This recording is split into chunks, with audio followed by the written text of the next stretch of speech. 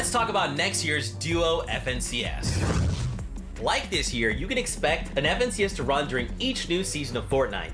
We found that 2 qualifiers is a sweet spot for narrowing down Fortnite's best in each region, and opens us up to having more tournaments outside of the FNCS. The top duos at the end of these qualifiers will still skip semifinals and advance directly to the finals. And for those who don't advance directly to the finals, we still want to reward consistency of play across both qualifiers. So, series points will continue to be awarded to those teams who don't directly qualify each week.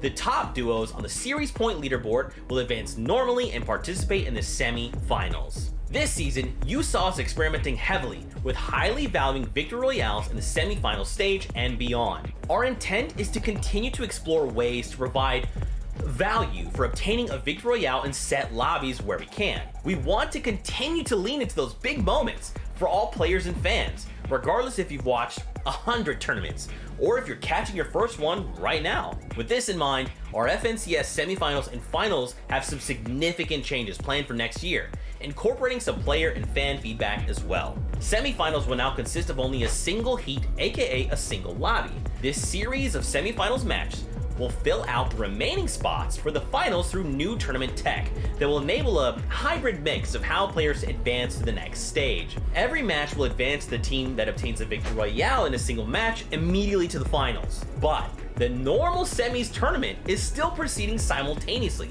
and at the end of the day, the top consistent duos on the daily leaderboard will also advance to the finals. On Thursday and Friday, we'll repeat this and backfill the empty spots of all those who advance out to the finals from the new teams who are next in lines on the series leaderboard rankings. So what this means is the teams ranked higher on the series leaderboard will have more daily opportunities to break into the finals through a mix of different methods, awarding both consistency and pop-offs in the moment. We also hope this will narrow down our focus for the broadcast, so we can cover more of the total semifinals action. Semifinals isn't the only thing we're changing for next year.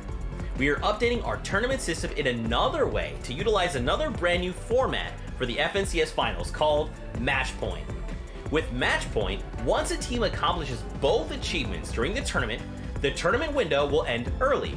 The finals leaderboard at the end of that match will be locked, and that team will be crowned FNCS champions. Now, in order to pull this off, the 2 things that a single team needs to do are 1. Reaching a specific number of total finals points after a match ends, and 2. Securing 2 or more Victory Royales throughout the finals session. If both of these thresholds aren't reached by any duos team by the end of the scheduled last game, the tournament will end normally, just like it does today. Our main goal with this new tech is to continue down the path where Victory Royales continue to hold a huge impact, while balancing it carefully with overall consistency. Our team is currently looking at a lot of historical data too, to make sure we get these numbers right. And we should have more to share in the coming months. So obviously there is a lot to take in there, a lot of changes coming in 2022 with how we run the FNCS, but the first thing that definitely popped into my mind when I saw it was 1 heat across those 3 days. MDF, what do you think about that? How is that going to change up the competition? There's a lot to digest here. I'll definitely break this part down. For us at the desk, we are definitely going to love this because now we can see the full coverage of what is going down. Nothing will be missed, and we'll be able to really hyper focus in. For the players, that whole format breaks down a lot better as well. We get the excitement of the wins covered and then the consistency so no one's left behind. I absolutely love that. It's a new take on Fortnite. It's fresh as well. But Reese, there is more to this as well, especially at the very end what Zeke was kind of talking about there. I had to take some notes here, right? Just so I took notes so that I could talk about this specifically, right? In the finals, basically, I want to clarify and make sure everyone knows what's happening here. You get to a certain point threshold, then after that, you need to make sure you've had 2 Victory Royales total. If I'm 100% correct in the way it's gone Or up. inverse. Or inverse at the same time. If all the games run out, then it's going to be whoever has the highest points, which is so good, actually, overall. Like, that brings the hype to the players who are performing really well, and at the same time, Victory Royale. Yeah, and I think it adds a great value, right? And it gives like these players something else to like work towards, right?